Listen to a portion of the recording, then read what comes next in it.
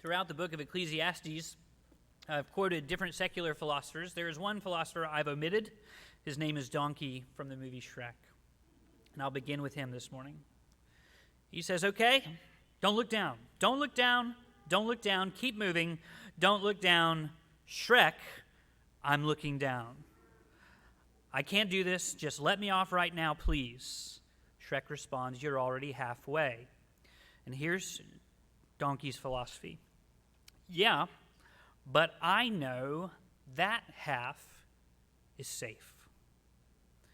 If you find yourself trying to rescue a princess locked in a castle guarded by a fire-breathing dragon, the last thing you want to do when you're crossing a rickety bridge over lava is to look down. But the problem with looking down isn't that you're going to fall in. The problem is that you do not know you're going to fall in. So pay attention to Donkey's principle. I know that half is safe. I would contend today that that half is safe is the largest growing religion in our land. The safe path is the worn one, the one we already know. We know over the years the market on average brings 8% increase on your investments. So if you want to be safe, buy stock. A home is an appreciating asset. It's a no-brainer. Buy one because it's a money-growing vehicle. Children are recapitulating the evolutionary stages of our species, so education must match their current developmental state to be effective. Don't you dare suggest that children learn better in adult-saturated environments. We've done the research. A college degree brings an average of 75% more income over those with just a high school diploma. Kids, you will go to college. The crime rate is higher than that in that part of the city, so you'd be an absolute fool to consider moving there. The good life at 70 years old is to enjoy your investments. You've retired. Leave discipleship and difficulty to the young and the zealous. A church that hires a young pastor or builds a new campus will see a burst of growth over the year, so hire and build away. Now, while in isolation, these are innocuous statements. I don't mean that you are inherently wrong to operate on some of those. But together, and in our context in the West, they are often doctrines of a far more deceptive religion, as I've called it. That half is safe religion. The assumption behind all of them together in our current place and time is that human knowledge can predict and measure everything. Decisions considered reasonable in the days ahead in our culture must find their justification in the body of thought we call human reason. And I want to show you one of the clearest statements of this religion as articulated by Sam Harris. He's one of the four horsemen of today's atheists. He wrote his bestseller, The Moral Landscape. And listen to what he says.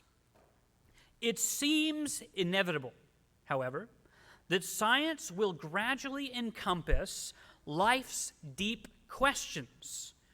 Only a rational understanding of human well-being will allow billions of us to coexist peacefully, converting on the same social, political, economic, and environmental goals. A science of human flourishing may seem a long way off, but to achieve it, we must first acknowledge that the intellectual terrain actually exists. I hope you heard that. Human flourishing can be reduced to a scientific formula. If we gather enough facts under the microscope, when we have enough experience, the intellectual terrain will usher in peace among billions. It sounds like a religion we know, right? You live in a world where this is preached to you. Whether or not it's articulated exactly how Harris says it, you hear it assumed from your news stations, advertised on your commercials, sold through pop media, and even through much of Christian pop literature. As humans, we absolutize our experiences and knowledge. This is what worked for me. This will work for you. That half is safe religion. We gather enough human thought together, and we can build a collective prince to trust in and to rule us. This time it's simply a global Tower of Babel. It's the safe path where we can make a name for ourselves. We can know enough to usher in an age of peace. And if we're not careful, if you were here last week, you might have heard the preacher encourage this sort of safety.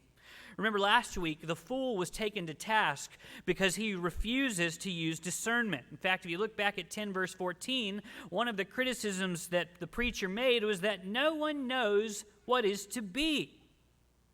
So if we were to take that half is safe religion, we might think that the preacher is telling us that the answer is that we just need to educate him.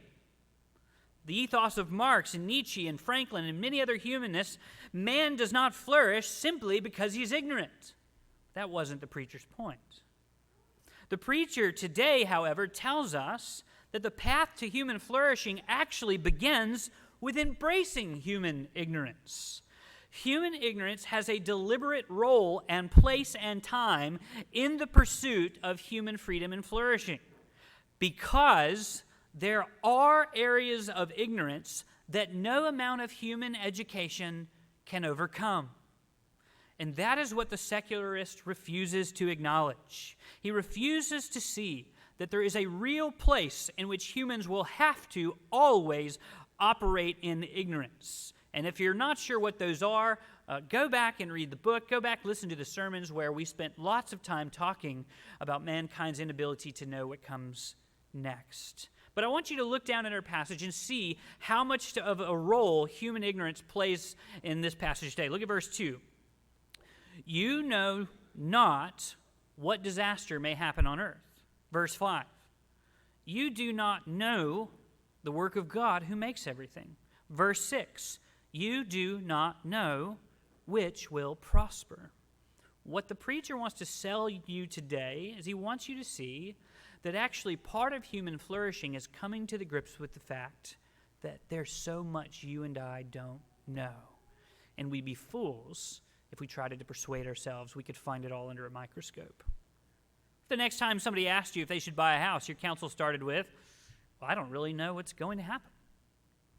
The next time a teen asked you if you should go to college, your counsel started with, I don't know if that's going to guarantee you a good job in the next 4 to 5 years. What if the next time the bank asked you your business plan to shore up their investment in you, you told them, I have no idea if this is going to work?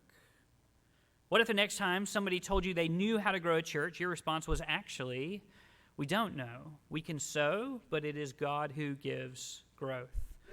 This doesn't sound wise in our ears, doesn't sound inspiring.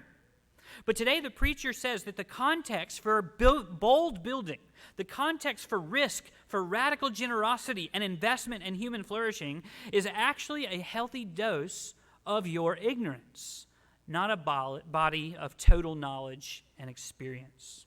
To say it this way, the preacher would say to Donkey, you do need to look down. The lava is really there, but you don't know it's going to happen.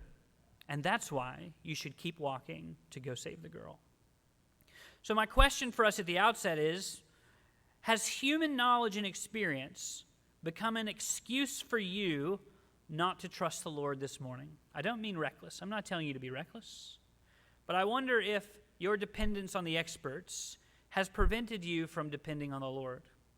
Is your idea of what is wise for life, for a church, governed by the prophets of human expertise or your own wisdom? Is the body of human wisdom more weighty in the decisions that you make than what God has said? Do you consult what the Lord has said in your life and church decisions? Today, brothers and sisters, the preacher tells us that the grounds for our lives to be bold and generous and flourishing outside of Eden in this church days is that you and I need a dose of human ignorance. Let's look at this together. Verses 1 to 2.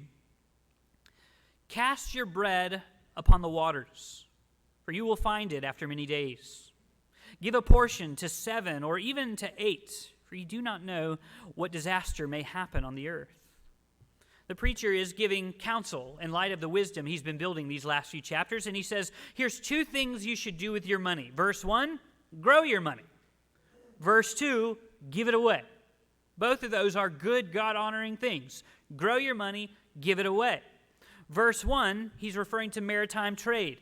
You want to make money in the ancient world? At some point, you got to face the facts. You got to put your harvest on a boat and ship it outside of your control. You'll find a return eventually. It's a risk you can't avoid if you want to build money. So what should you do? Get your harvest out of the barn and ship it. Only then will you find a return. What the preacher's getting at here is we've talked about how in Ecclesiastes the view has been entirely under the sun, which is his reference to a cursed world. We're outside of Eden, and he was evaluating from what he could see alone. The fact is we have fallen and we're not in Eden.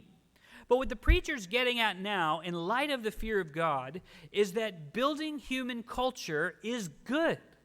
And here we have an exhortation to keep building in your households, in your communities, in your nation. This is what we sometimes call the cultural mandate, the command to Adam and Eve to have dominion. And Christians of all people should recognize what is said in Ecclesiastes 9, verse 19. Money answers everything. That might recoil a little bit in our ears. That sounds contrary to what we've heard before. That the preacher told us in 9 verse 19, money answers everything. And here in Ecclesiastes 11 verse 1, he's saying invest it. What is he talking about? Well, he's not encouraging the idolatry of money. He's simply telling us that money is a right and good tool to be used to build positive things in the world. As long, and here's the preacher's point today, as risk is taken. And we invest, and we build with it. The more money believers control, the more you can financially support good work in the world around you. The more you can give to the causes that you want. The more you can benefit the ministries that you want. The more that you can bless the people in your spheres. Having money is not a bad thing. He says invest it. Building culture is good. So go make money, he says. Build a space for your family to flourish so that you can invite your neighbors in. You don't buy fences simply to keep people out, but to mark off the sphere that you're responsible for to use for hospitality. So build and invest, he says. Second thing you should do with your money, verse 2, give it away. Well, how much should I give? Well, he says give 7. But perhaps you say, I've already done that. Great, give 8, he says. The point is, don't be so over-analytical about how much you give. Just give. That's this point there in verse 2. Just give. Doesn't matter. You calculate if you can, but at the end of the day, don't be overly analytical. You trust the Lord, not your money. Give. Be a generous person. Remember, God-honoring generosity in a fallen world is free from reluctance. 2 Corinthians chapter 9, 6 and 7 says, the point is this, whoever sows sparingly will also reap sparingly, and whoever sows bountifully will also reap bountifully. Each one must give as he's decided in his heart, not reluctantly or under compulsion, but God loves a cheerful giver. So give, invest, and give. Those are God-honoring things. Those are things grounded in the fear of God. Invest your money and give it away. Now notice how the preacher has changed his approach at the end of the book, if you've been with us from the beginning.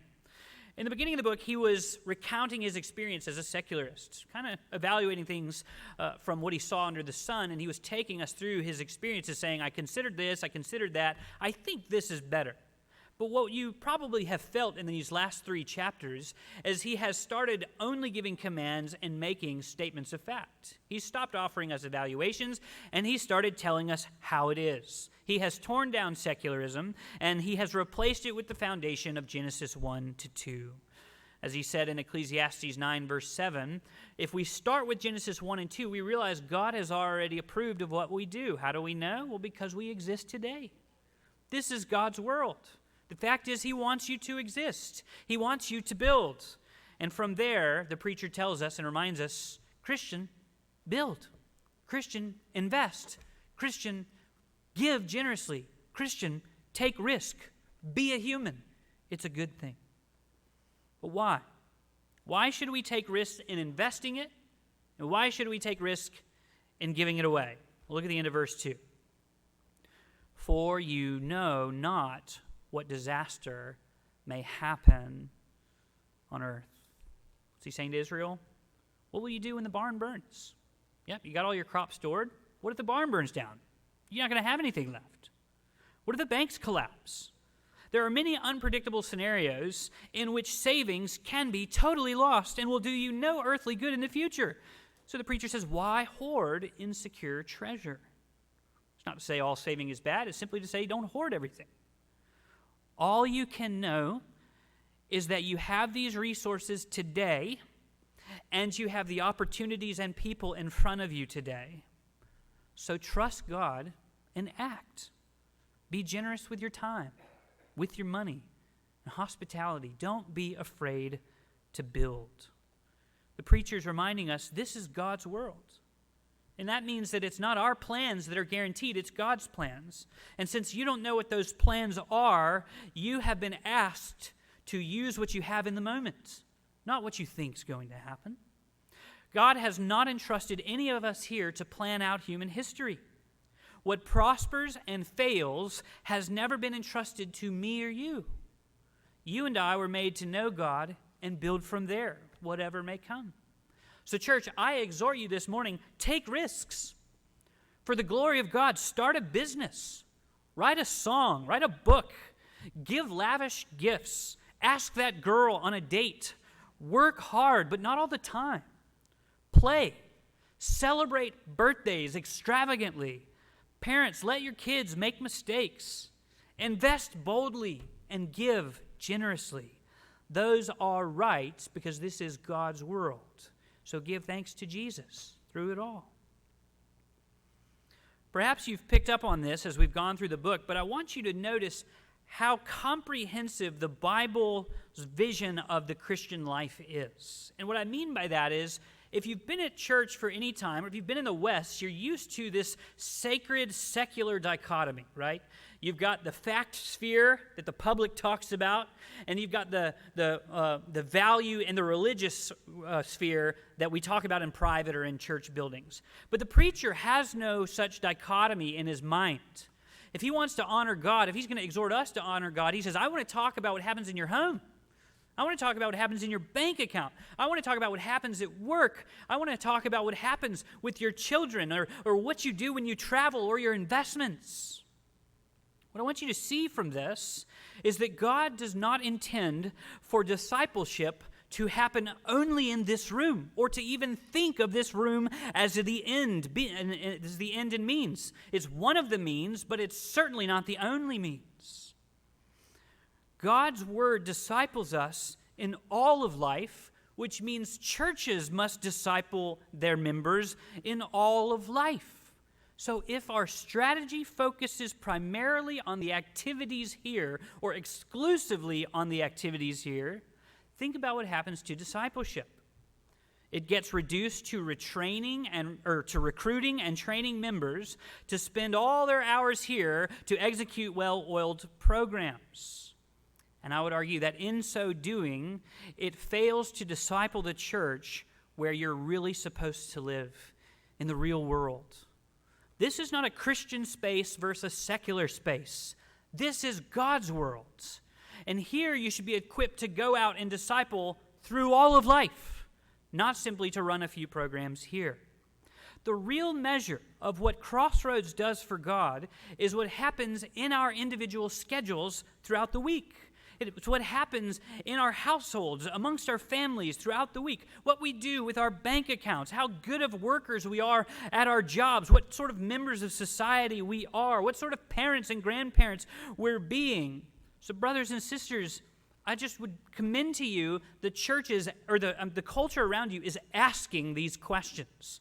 The culture around you is asking what a man and a woman are. The culture around you is asking what marriage is. What's the point of work? Why have children? Is old age worth living? How should I spend my youthful years? What is a building worth?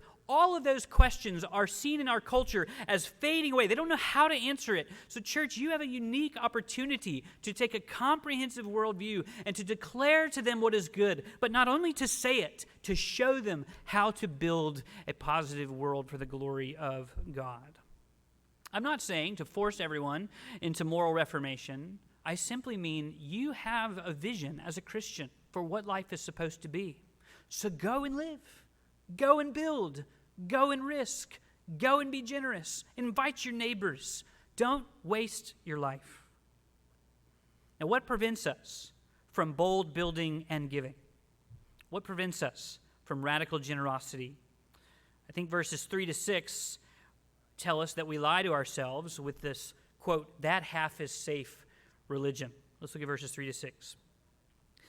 If the clouds are full of rain, they empty themselves on the earth.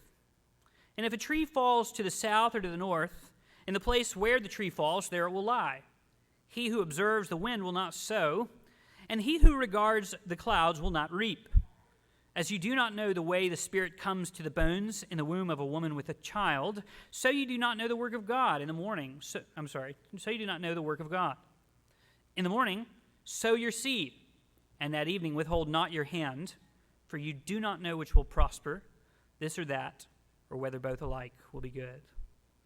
You have 6 things going on here: 3 observations, 2 evaluations, and 1 application.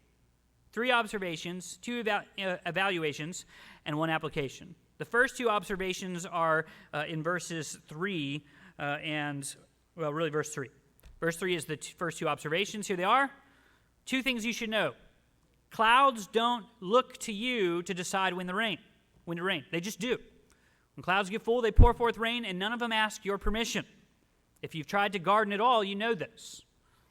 Trees also, when they choose to fall, don't ask your permission.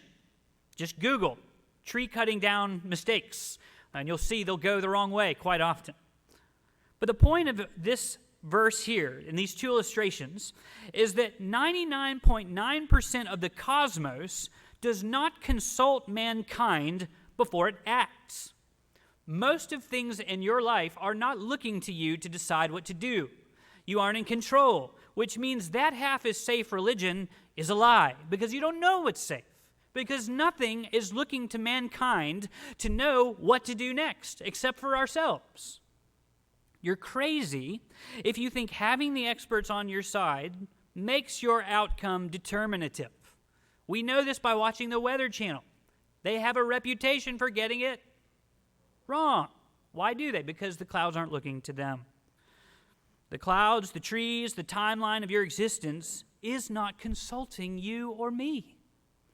I had a seminary professor, his name is Ted Cable, and he was supposed to die in 2001 because of a rare blood cancer. Today, he is still teaching graduate level studies at Southwestern Seminary. The reason I tell you that is human knowledge is not destiny. The preacher's not against learning. He's not against collecting a body of human wisdom, but he is against making it the end-all, be-all. He is there to encourage us to have a sobriety about ourselves by remembering how ignorant we really still are. So verse 4 gives us the first analysis. First analysis, he who observes the wind will not sow, and he who regards the clouds will not reap. If you're looking for human wisdom to tell you when the perfect time to act is, you'll never act. There's never a perfect time to act. You can't sit and watch the clouds all day to decide whether or not you're going to go out and harvest or to sow. Instead, you got to make a decision at some point. Act. Be bold. Take a risk. The experts don't know everything. Half the time, they're guessing. You don't live in a world that respects human analysis. Right conditions from human perspective is not the foundation for our freedom, brothers and sisters. Quote, that half is safe religion keeps you looking for perfect conditions, which don't exist. The third observation is in verse 5. Every human being today has been born, correct? Anybody in here who hasn't been born? All of you have, good. But verse 5 tells us that you don't know the way the Spirit comes to the bones in the womb of a woman with child. And you see the lesson there? A universal experience of all, yet there remains universal ignorance among all. Now, sure, we know a lot more than they did back then about the process, but we still don't know it all. We don't know at what point the soul animates the physical components of the human body. And yet all of us made it through the process, didn't we? You made it in light of your ignorance, not because you were educated beyond it. The process worked without our knowledge. It still works without our perfect knowledge. And you see the point he's making? So the universe. The universe continues despite how ignorant we really are, and we're all doing okay. The second analysis is at the end of the verse. We are ignorant of what happens at childbirth, and the evaluation is this: so you do not know the work of God who makes everything. What the preacher is telling you and I, brothers and sisters, is that it is good and beneficial for human beings to know that we do not know. There is a real way in which ignorance is bliss. You want the freedom to act? Let go of the need to know everything. Look to the Lord. He's the one who makes everything. There's never been a point in your life where you haven't had to act in the face, or where you've had to act without being ignorant. Everything that you've done has always taken place in a context in which you are ignorant to some degree. Just as your birth was a success in the face of your ignorance, so life will continue while you remain ignorant about many things. Things have never gone your way because you've exhausted your knowledge of things. So why have things continued to work out for you? Verse 5, the work of God who makes everything. You exist because God works. You're here today because God works. You cannot attribute your being here today because of what you've done. You have been ignorant in many ways. I've been ignorant in many ways. And I want to take a moment to step back for a second, and I want you to see how significant the work of God is in the book of Ecclesiastes. Look at how, I'll cite a few verses throughout the book for you, but what I want you to see is how much Genesis 1 to 2 shaped the preacher's view of the world. Listen to what he says. This is God's world. Ecclesiastes 1 verse 13. It's an unhappy business that God has given to the children of man to be busy with. Everything we have comes from God. Ecclesiastes 2 verse 23. This also I saw is from the hand of God. 3 verse 10. I've seen the business that God has given to the children of man. He's made everything fitting in its time. 3 verse 14, I perceive that whatever God has done endures forever. Nothing can be added to it, nor taken away from it. God has done it. Ecclesiastes 5, 18 to 19. Behold, what I have seen to be good and fitting is to eat and drink and find enjoyment in all the toil with which one toils under the sun the few days of his life that God has given him. For this is his lot. Everyone also to whom God has given wealth and possessions and power to enjoy them and to accept his lot and rejoice in his toil. This is the gift of God. 7 verse 13 to 14. Consider the work of God. Who can make straight what he's made crooked? In the days of prosperity, be joyful. In the day of adversity, consider God made one as well as the other. In 9 verse 1, the righteous and the wise and their deeds are in the hand of God. 8 verse 17, I saw all the work of God that man cannot find out, the work that is done under the sun. 9 verse 7, God already approved of what you do. 11 verse 5, which is our section today, you don't know the work of God who makes everything. You see, for the preacher, the sovereignty and providence of God is the foundation for risk, for glad generosity. It's all his work, which means it doesn't need us to know everything. We need one who does. So you want to flourish? You want to take risk? You want to be bold and generous? The preacher says two things. You need to know you are ignorant about so much, but God is not. This is his world. He's made it all. He's even deliberately limited your knowledge. That's the point. That is, you and I got here despite our ignorance because God has made us, not us. And therefore, human being, you will live well if you learn that you need to rely on him, not your own understanding. You see the application, therefore, in verse 6? From all that he said about our ignorance, here's the exhortation he gives to the ancient world. In the morning, sow your seed. At evening, withhold not your hand. Why? The grounds? You don't know which will prosper, this or that, or whether both alike will be good. So he says, brothers and sisters, build. Conditions aren't going to be perfect. But God never asked you to know all the conditions. He just says, build. This is his world. He'll take care of his creatures. So build in the morning. Give away at night. Take risk, because you don't know for sure how long you'll be here. And can I say how much we need this reminder in evangelism? I think often I hear people understandably frustrated because when they share the gospel, they get rejected, and that's never easy. It's discouraging. You share at work, you share in your neighborhood, and you find people increasingly respond to you. Either they cut you off and they're cold, or they're even hostile towards you. And you say, oh, I've been rejected too many times. I think the preacher would say, so? What if Jesus reasoned that way? There'd be no cross. What did Jesus tell Nicodemus about the work of God? Listen to what he says in John chapter 3. The wind blows where it wishes, and you hear its sound, but you don't know where it comes from or where it goes. So it is with everyone who is born of the Spirit.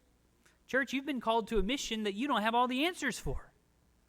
Jesus has called you to produce something that you don't know how to produce, because he's telling you to trust him, to throw the gospel out, and let the Spirit decide where and how to move. So, church, I don't promise you that your kid will become a believer because of some pristine children's or youth ministry model. If your children or teens become believers, it will be in spite of our limited knowledge, not because of it. Salvation, like providence, comes because it's God who lives and builds and makes and works. So, he says. Of course your family member or your neighbor has rejected you time and time again. But is God dead? Of course church unity is difficult considering the widespread diversity of ages and personalities and backgrounds that are here. But is God dead? No. He reigns. And we can trust him even though we don't know what the days ahead hold. So brothers and sisters, the ground for bold risk and generosity and even evangelism in the church is not that you are guaranteed an informed method. The grounds is understanding your ignorance, but knowing your Creator who upholds everything. So the preacher says, sow, reap. Church, don't give up. God is alive and working. You don't have to know everything. You simply have to look to the one who does and realize remaining ignorant of much of what's to come is what you're going to have to live with, and you can't change it. See, the science works because God upholds this world, not because science exhausted all the data. And ministry was a conduit of grace because God is merciful, not because a leadership guru had some secret sauce. That half-as-safe religion is a lie. What we need to be bold is generated by a respect of our ignorance and a renewal of our belief in God who's working in human history. Let's look at the last few verses, 7 to 10. 7 to 10 are a command, therefore, in light of this, to rejoice in these days and to obey. Light is sweet, and it's pleasant for the eyes to see the sun. So if a person lives many years, let him rejoice in them all. But let him remember that the days of darkness will be many. All that comes is vanity.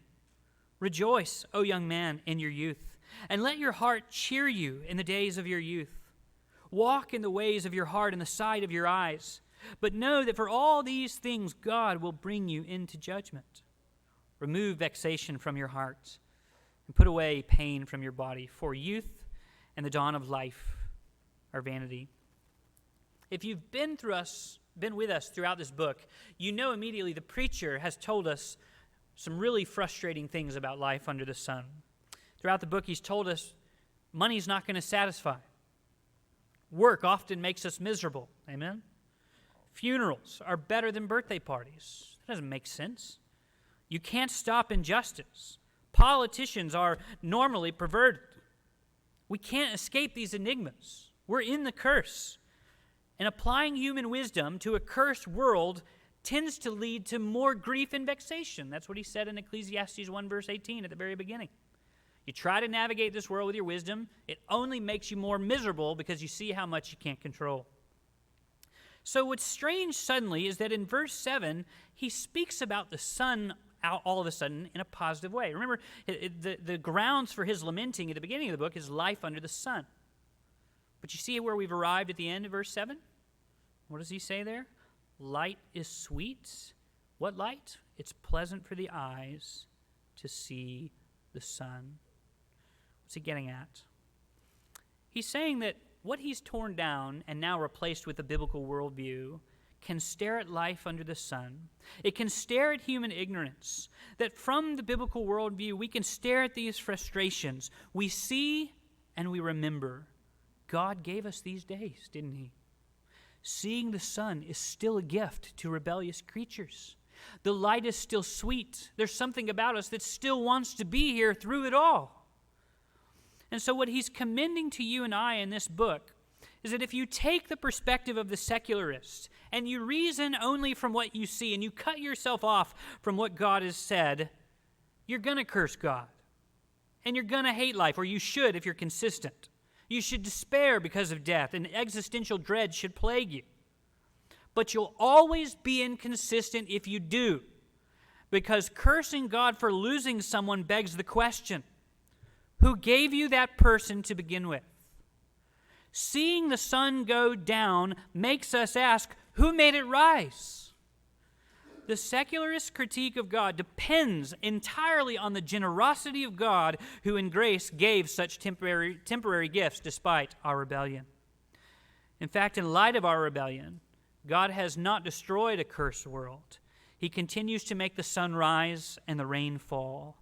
And so the preacher says at the end of the book, from Genesis 1 even into Genesis 3, 4, and on, he says it is still sweet to see the sun in the morning. Can you say that? Can you look and see where the sun comes from? The Lord cycles the sun to be good to you, even though it's not deserved. And then we have in verses 8 and 9 the command that comes from it logically. Old and young alike, rejoice in the days that you have. Yes, the days of darkness are going to come. The curse is real. But rejoice for the days that you do have. And you notice he makes this strange statement. It probably catches some of us. He says, walk in the ways of your heart, which in a lot of ways sounds like just do whatever you desire. But read all of verse 9. It says, let your heart cheer you in the days of your youth. Walk in the ways of your heart and the sight of your eyes, but know that for all these things God will bring you into judgment. The point that he's making there is saying take advantage of the opportunities that are in front of you. He's saying don't freeze. Live, invest, give. And we know he's not saying do whatever you want, because how does he end the verse? You will stand before God. And so it's a command to rejoice in the opportunities that he gives you and to obey. Because you know at the end of the day, when the sun goes down, you will rise again. Death is not the end, as we're going to see next week. But just as God's judgment should bring hesitation to some human impulses, what the preacher is saying is it ought to liberate us towards other human impulses, shouldn't it? If I'm aware that I'm going to stand before God, I never have to wonder if loving my neighbor is a good decision. If I'm going to stand before God, I never have to wonder if providing for my family is a good thing. If I'm going to stand before God, I never have to wonder if opening my home is wise. If I'm going to stand before God, so many opportunities exist in which you and I are free to take risks, because we know one day we'll see our Creator face to face. And what will we have wanted to live for then? So act, he says, on the opportunities in front of you. Remember what Paul says to the Galatians? I remember the first time I ever read this verse, it blew my mind. He's comparing the deeds of the flesh with the fruit of the Spirit. And then at the end of the fruit of the Spirit, he says this in Galatians 5, verse 23, against such things there is no law. You ever thought about that? There are behaviors which we would never put a law against because they're so good and they're always sweet and it's always fitting to give yourselves in that way. There are laws against drinking and driving, gun control, what to do with your money, against monopolizing a market, speed limits, so on and so forth. There are things that we can do in excess that eventually become harmful. But there are some things we know not to ban. No one's ever banned kindness, hospitality, hard work, patience, doing good to one's neighbor, providing for your family. But the thing is, none of those things against which there is no law require you to be free of all ignorance. They can be performed in the presence of ignorance and the fear of God. You do not require absolute human knowledge to thrive, to flourish, and obey, because you can trust the Lord who will call you to himself at the end of time. Which means, yes, life is frustrating under the sun, but you can make it through an enigmatic, cursed world, not because you know everything, but because God does, and you can trust him. So when the sun rises in the morning, give thanks. When the kid cries, when the body aches, when the food isn't as tasty as you'd like it, give thanks. The Lord has put you in a world to build, to make much of him. And you can still do that, even if the world is under a curse. Now you see in verse 10 what he's doing? In chapter 1, verse 18, he says that wisdom brings vexation and sorrow. But look what he says in our chapter and verse 10. He says, now remove vexation from your heart. Put away pain or grief from your body. For youth and the dawn of life are vanity. If you want to make it through this world by relying on your wisdom, vexation and grief are going to fill you, because you're not going to be able to explain it all, and you're not going to be able to get out of the curse. So if you want to live, even as a Christian, by saying that half is safe religion, you'll be frustrated in the end. Because at some point, that half is safe will demonstrate it is in fact not safe. So the preacher says now, put those things away. You will stand before God. This world is not the end. So dear human, live. You don't know what God's going to do. Just don't waste your days trying to preserve them in your own strength. So if I could summarize these 10 verses, the preacher's telling you and I, it's not human knowledge. It's actually human ignorance plus fear of God that makes for the bold and generous life. So brothers and sisters, Christ has died for you. Who can condemn you? And because nobody can condemn you, I commend to you joy in God and obedience all of the days that you have. Take risk. Be generous. Now, what does this have to do with Jesus? I want to close with one application here. Let me remind you of what John 1 says. Who is Jesus? In the beginning was the Word, and the Word was with God, and the Word was God. He was in the beginning with God. All things were made through him, and without him was not anything made that was made. The God that the preacher is telling you to constantly look to is Jesus. This is Jesus' world. He built it, not you or me. Human flourishing is a worthy goal. But to aim at it and to hit it will not be because we've been intelligent, but it's because Jesus knows all things, and you and I can trust him. We're here today because Jesus did not consult us in the beginning, right? He made us without our opinion. He also came and reconciled sinners to himself through his crucifixion and resurrection, dying on our behalf. So I invite you to come to him and listen to his words. Matthew chapter 6. What does our King say to us? The King who made this world, the King telling us how to escape the curse. What does he say? Do not lay up for yourselves treasures on earth, where moth and rust destroy, where thieves break in and steal, but lay up for yourselves treasures in heaven, where neither moth nor rust destroys, and where thieves do not break in and steal. For where your treasure is, there your heart also will be. Brothers and sisters, Jesus knows the days ahead that you and I don't.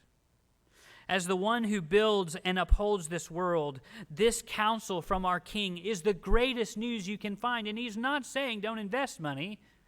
He's saying that can't be your treasure. Instead, build with your money. Build something worthwhile. Be generous with it. And if that's our Lord's counsel, not to treasure the created things that we have, but instead to spend them for the goodness of the kingdom of God, then church, we can trust it. So let us follow Jesus. Let us build our lives boldly for the glory of God and the good of man. Church, build and be generous. Let's pray.